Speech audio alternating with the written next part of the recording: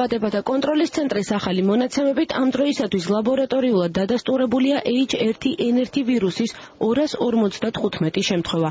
გარდაცვლილია 8 ადამიანი. ლეტალური შედეგი ყველა შემთხვევაში დაგვიანებულმა მკურნალობამ გამოიწვია. დაავადებათა კონტროლის ცენტრის ხელმძღვანელის ცნობით, გრიპის შემთხვევები მატულობს, თუმცა ტემპი იკლებს. დაავადებათა გავრცელების ტემპის კლებაზე საუბრობს ჯანდაცვის მინისტრიც.